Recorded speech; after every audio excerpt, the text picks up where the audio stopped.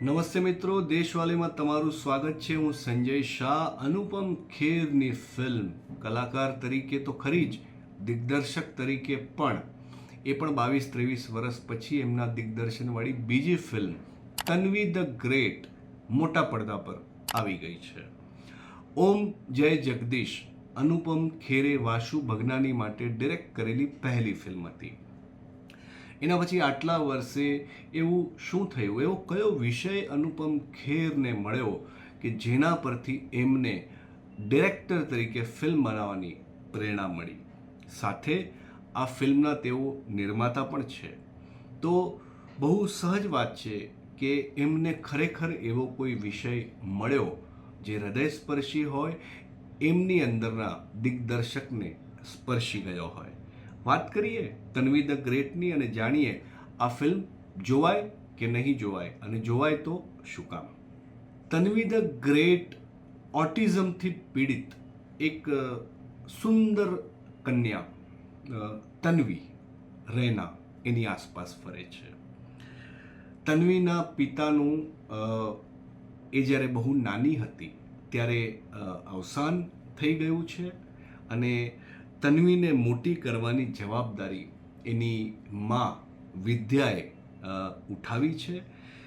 વિદ્યાએ દીકરીની આ સમસ્યા, એની ચેલેન્જને લીધે અથવા કારકિર્દી માટે ઓટિઝમને જીવન સમર્પિત કર્યું છે. દીકરીને બહુ જ સાર સંભાળ કાળજીપૂર્વક એણે ઉછેરી છે.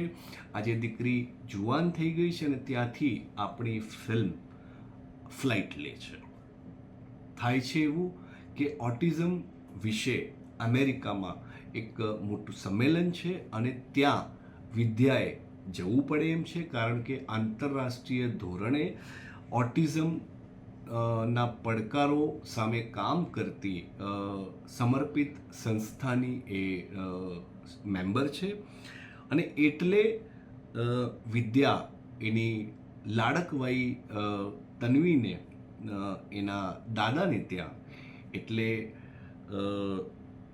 પ્રતાપ રૈનાને ત્યાં મૂકીને અમેરિકા જાય છે. પ્રતાપ રૈના લેન્સડાઉનમાં રહે છે અને હવે તન્વીએ દાદા સાથે આવતા થોડા અઠવાડિયા કાઢવાના છે.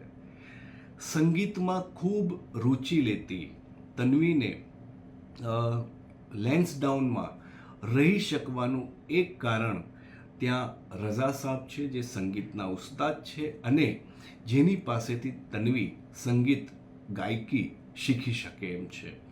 પણ ઓટિઝમથી પીડિત યુવતી છે અને એની લાગણીઓ, એની અપેક્ષાઓ, એની મહત્વાકાંક્ષાઓ ગમે ત્યારે કોઈ પણ રંગ લઈ શકે છે.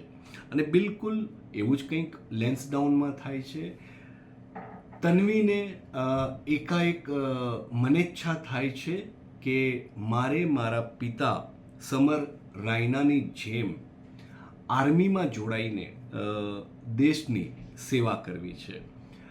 અને પિતા જ શા માટે, એના દાદા પ્રતાપ રાયના એ પણ કર્નલ રહી ચૂક્યા છે, એટલે ખાનદાની પરંપરા છે દેશ સેવા માટે લશ્કરમાં જોડાવાની. અને સમસ્યા બહુ સામાન્ય કે ઓટિઝમથી પીડિત વ્યક્તિને મિલિટરી, આર્મી કેવી રીતે સ્વીકારી શકે. પણ ભાઈ, આ તો તન્વી ધ ગ્રેટ છે.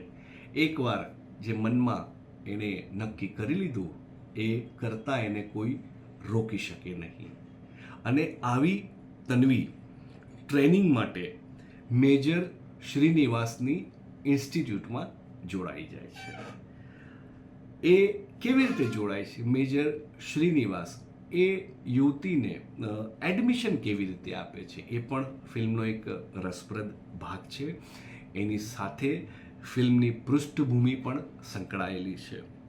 ખેર, એક તરફ દાદા અને પૌત્રીના સંબંધોની તંગદિલી અને પછી સંગદિલી અને પછી એ લોકોનો સંગાથ અને બંને વચ્ચેનો મનમેળ, એ છે કથાનો મોટો ભાગ. બીજી તરફ કથા આગળ વધે છે તન્વીના આર્મી જોઈન કરવાના સપના સાથે એની કૃત નિશ્ચિતતા સાથે. આપણને ફિલ્મ જોતાં જોતાં પ્રશ્ન થઈ રાખે કે આ ખરેખર આ છોકરી આગળ વધી શકશે કે નહીં વધી શકે. ખેર, એ વધી શકે છે કે કેમ એ જાણવા આ ફિલ્મ જોવી પડે, તો જ તો મજા છે ને સાહેબ. તન્વી ધ ગ્રેટ અનુપમ ખેરની એક ભત્રીજી આ જ નામની તન્વી, અને જેને અનુપમ ખેર તન્વી ધ ગ્રેટ તરીકે જ વહાલથી સંબોધે છે, એના જીવનથી પ્રેરિત છે. અનુપમ ખેરે ઓટિઝમના બહુ જ સંવેદનશીલ મુદ્દાને આ ફિલ્મમાં ખૂબ રસાળ રીતે, હૃદય સ્પર્શી રીતે આપણી સમક્ષ પેશ કર્યો છે. ઓટિઝમથી પીડિત વ્યક્તિ નબળી નથી, વિકલાંગ નથી, પણ એની પાસે સુપર પાવર છે. એ વાત આ ફિલ્મ બહુ જ સુંદર રીતે, સચોટ રીતે આપણી સમક્ષ મૂકી શકી છે. ફિલ્મ મ્યુઝિકલ છે. એમાં જે ગીતો છે એ MM કિરાવાનીએ, ઓસ્કાર એવોર્ડ વિનર આપણા સંગીતકારે સંગીતબદ્ધ કર્યા છે. અને ફિલ્મનું સંગીત એકદમ કથાચિત છે. એક બે ગીતો ખરેખર કર્ણપ્રિય છે અને દર્શકોના મનમાં એ ગીતો લાંબો સમય ટકી રહેશે. કલાકારોની વાત કરીએ. ફિલ્મમાં તન્વી તરીકે શુભાંગી દત્ત, એક નવોદિત અભિનેત્રી ચમકે છે. અનુપમ ખેર એક્ટર પ્રિપેર્સ કરીને એક્ટિંગ ઇન્સ્ટિટ્યૂટ પણ ચલાવે છે. એની જ શોધ શુભાંગી છે. અને તન્વીના પાત્રમાં ખૂબ બધા તાણાવાળા છે, ખૂબ બધા શેડ્સ છે, કારણ કે આ પાત્ર નોર્મલ યુવતીનું નથી. ઓટિઝમથી જે વ્યક્તિઓ ઓટિઝમનો સામનો કરતા હોય એમણે અલગ પ્રકારના પડકાર ઝીલવા પડતા હોય છે, સમાજમાં પણ, જીવનમાં પણ. અને એ પડકારોને પાત્રમાં બરાબર ઝીલવા માટે શુભાંગીએ કરેલી મહેનત બરાબર દેખાઈ આવે છે. એ પાત્રને બહુ જ સુંદર રીતે નિભાવી ગઈ છે. તન્વી સાથે જુગલબંધી કરે છે કર્નલ પ્રતાપ રૈના તરીકે ખુદ અનુપમ ખેર. એમના અભિનય વિશે આપણે વધારે ચર્ચા કરવાની જરૂર હોય જ નહીં. અનુપમ ખેર પોતાના પાત્રમાં ખૂબ સુંદર નિખાર લાવી શક્યા છે. બ્રિગેડિયર જોશી તરીકે ફિલ્મમાં જેકી શ્રોફ છે, પૂરક પાત્ર છે, પણ એમણે પાત્ર ખૂબ સુંદર રીતે નિભાવ્યું છે. મેજર શ્રીનિવાસ તરીકે અરવિંદ સ્વામી ખરેખર એક અસર છોડી જાય છે. સમર રૈના એટલે કે તન્વીના પિતાના પાત્રમાં કરણ ઠાકર છે. નાનકડું પણ સુંદર પાત્ર છે. અને રઝા સાબ તરીકે બમન ઈરાની પણ પાત્રોચિત છે. વિદ્યા તરીકે તન્વીની મા તરીકે પલ્લવી જોશી પણ ખૂબ સુંદર અભિનય કરી ગયા છે અને એમના પાત્રથી પણ ફિલ્મ નિખરે છે. ઇન્ટરવલ સુધી ખૂબ સરળ અને મીઠડી રીતે મોટી ઘટનાઓ વગર શરૂઆતમાં આવતી એક મોટી ઘટના કે હવે પછી શું થશે એના પછી ફિલ્મ બહુ જ પારિવારિક અને હળવા માહોલમાં આગળ વધ્યા કરે છે. પણ જ્યારે એ સ્પષ્ટ થાય છે કે તન્વી શું કરવા માગે છે અને જે કરવા માગે છે લગભગ અશક્ય છે, તો હવે શું થશે, એ પછી ફિલ્મ લાગણી, સંવેદના અને પીડાને પોતાની સાથે રાખતા રાખતા મનોરંજનનો પણ ભરપૂર ડોઝ આપતી રહે છે. એનું કારણ છે પાત્રો અને પટકથાની બહુ જ સુંદર વિચારશીલ ગૂંથણી.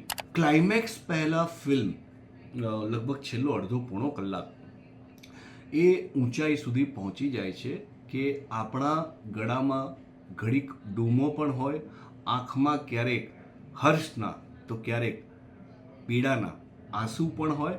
અને છેલ્લે જ્યારે ક્લાઇમેક્સમાં એક એવી વાત બને છે જે તન્વીને મુઠ્ઠી ઉંચેરી બધાથી અલગ સાબિત કરે છે, ત્યારે તાળીઓ પાડવાનું મન પણ થઈ જાય એવી આ ફિલ્મ છે. આ ફિલ્મ અભિષેક દીક્ષિત, અંકુર સુમન અને અનુપમ ખેરે મળીને લખી છે. સિનેમેટોગ્રાફી કેકો નાકાહારાની છે. એડિટિંગ તુષાર પારેખનું છે. ટેકનિકલી અને પડદા પર દેખાતા રંગો થકી ફિલ્મ બહુ જ ખૂબસૂરત છે, દરેક વસ્તુ યથાસ્થાને છે. લેન્સડાઉનને ફિલ્મમાં બહુ જ સરસ રીતે મોહક રીતે રજૂ કરવામાં આવ્યું છે અને ત્યાંથી ફિલ્મ સિયાચીન પહોંચે છે. એ સિયાચીનના દ્રશ્યો પણ બહુ જ સરસ રીતે પડદે કંડારાયા છે. તન્વી ધ ગ્રેટ આ અઠવાડિયાની એક એવી ફિલ્મ છે જે પરફેક્ટ ફેમિલી એન્ટરટેનમેન્ટ છે. બીજું, ઓટિઝમ હોય કે એના જેવી કોઈ પણ બીજી શારીરિક માનસિક સ્વાસ્થ્યને લગતી સમસ્યા, એને લગતો પડકાર, એને જોવાનો આપણો દ્રષ્ટિકોણ જ્યારે અયોગ્યમાંથી યોગ્ય થઈ જાય તો દુનિયા કેટલી સુંદર લાગવા માંડે. એ વાત Anupam Kher directed Tanvi the great film બહુ જ જબરદસ્ત રીતે આપણી સમક્ષ લાવી શકી છે. આ ફિલ્મને હું આપીશ 3.5 સ્ટાર. એનું કારણ છે કે સાફ સુથરી સ્મિત, કંઈક અંશે હાસ્ય અને ભરપૂર લાગણી અને સંવેદનાઓ, એનું એ પરફેક્ટ કોમ્બિનેશન છે, એનું એ સરસ પેકેજ છે. કોઈ બિનજરૂરી ધમાચકડી વગર ફિલ્મ આગળ વધતી રહે છે, છતાં પણ એમાં ઉત્કંઠા અને મજા જળવાયેલી રહે છે.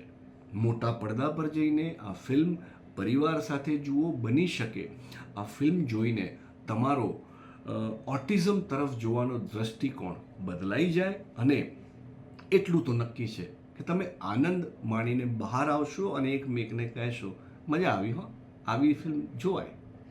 તો તન્વી ધ ગ્રેટ માટે મારી સિમ્પલ સલાહ મારા મિત્રોને, એકવાર પરિવાર સાથે આ ફિલ્મ જરૂર જોવાય. અને hats of two Anupam Kher કે જેમણે આવા વિષયને છેડ્યો અને બહુ જ સરસ ન્યાય આપ્યો. દેશવાલે માટે હું સંજય શાહ. ફરી મળીએ આવા જ રિવ્યૂઝ સાથે અને ન્યૂઝ એનાલિસિસ સાથે. ત્યાં સુધી ધન્યવાદ.